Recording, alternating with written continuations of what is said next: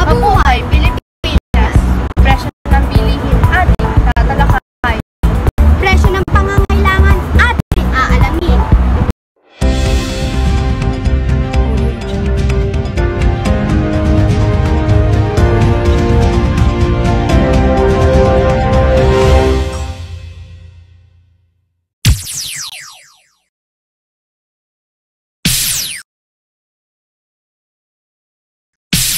Muling nag-abiso ang Department of Trade and Industries sa mga mamimili hinggil sa posibleng pagtaas ng mga presyo ng bilihin sa merkado.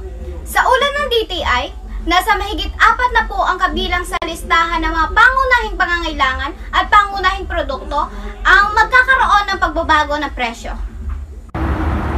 Kabilang dito ang presyo ng bigas, gulay, isda, karne at iba pang produkto. Ayon sa DTI, sa susunod na linggo o sa susunod na buwan ay maglalabas na ng opisyal na presyo ang ahensya kung saan sasaklaw sa pangunahing pangangailangan at pangunahing produkto na nasuri ng kagawaran ang pagbabago ng presyo. Maraming Pilipino ang dumadaing dahil sa patuloy na pagtaas ng presyo ng bilihin. Alamin natin ang ulat mula kay Jenica Gamboa na nakatutok live mula sa Apalit Public Market. Jenica? Magandang umaga po sa inyong lahat. Ako po si Jenica Gamboa. Kasalukuyan po tayong nasa Apalit Public Market ngayong araw kung saan patuloy ang pagtaas ng mga pangunahing bilihin. At ayon sa ahensya, ang presyong bigas, galunggong at sibuyas ay tumataas ang presyo sa nakalipas na buwan. Kasama natin ngayon si Ate Juvie. Ate Juvie, ano kaya po ang pangunahing? Alamin naman natin ang kaganapan mula kay Kimberly na nakatutok live sa Red Camia. Kim?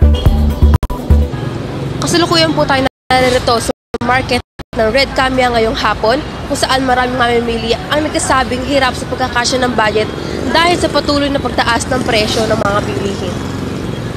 Ngayon po ay kasama po natin si Ate Nelia at tatanungin po natin kung gaano nga po ba nakaka-epekto sa kanila ang pagtaas ng bilihin.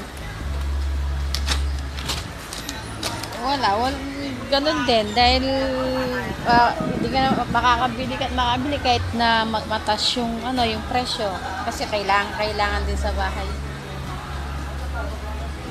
pagkain. Alamin natin ang dahilan ng pagtaas ng presyo ng mga bilihin ayon sa panayam ni Sir Andre Ronquillo. Ang dahilan po ng pagtaas ng bilihin ang mga ginagamit o gastos sa paggawa ng produkto dahil din ito sa mga sahod ng mga manggagawa.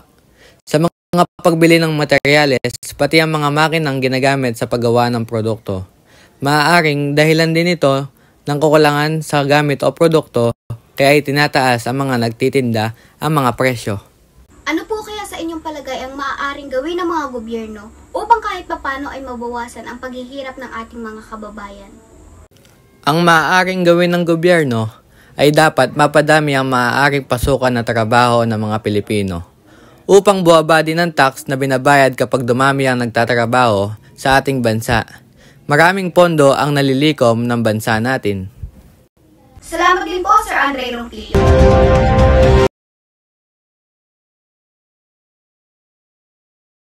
Salamat din po, Sir Andre Ronquillo, sa iyong oras na binigay upang maipabatid sa ating mga kababayan ang dahilan at maaari nilang gawin bunsod ng pagtaas ng presyo. Alamin din natin ang nagiging epekto sa pagtaas ng bilihin ayon kay Sir Sean Eddie Reyes. Ang maaaring epekto sa ating mga kababayan ang pagtaas ng presyo sa kahirapan at kakulangan sa mga pang-araw-araw na pangangailangan nila tulad ng bigas, karne at mga gulay na ito ang pinakamahalagang pangangailangan ng isang tao. Maraming kababayan natin ang naghihirap dahil sa pagtaas ng mga bilihin. Ang maaaring gawin ng mga mamamayang Pilipino upang mapadali ang kanilang pamumuhay kahit sa bungsod ng pagtaas ng presyo ng mga bilihin. Ang maaaring gawin po ng ating mamamayang Pilipino ay magtanim ng gulay na maaaring magamit sa pang-araw-araw na pamumuhay sa kanilang bakuran. Maaari din nila itong maibenta sa murang pamilihan.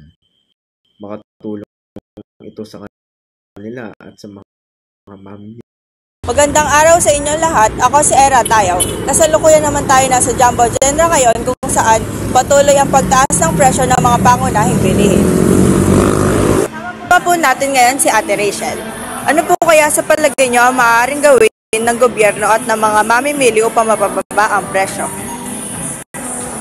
Siguro yung gobyerno natin is kumuha sila ng mas mababang presyo, tapos pupunta sila sa mga markets ganyan na mas mababa sa SRP na pinapasa nila sa para sa mga malls ganyan, para yung mga kababayan natin na namimili hindi po sila mahirapan na bumili kasi mas mababa yung presyo na ibinigay ng gobyerno sa atin.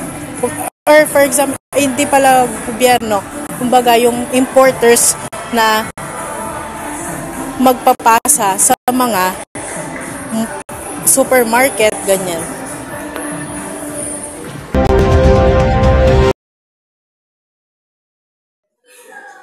Paano nga ba maiiwasan ang pagtaas ng isang produkto? Alamin natin ito ayon sa panayam ni Miss Melin Credo.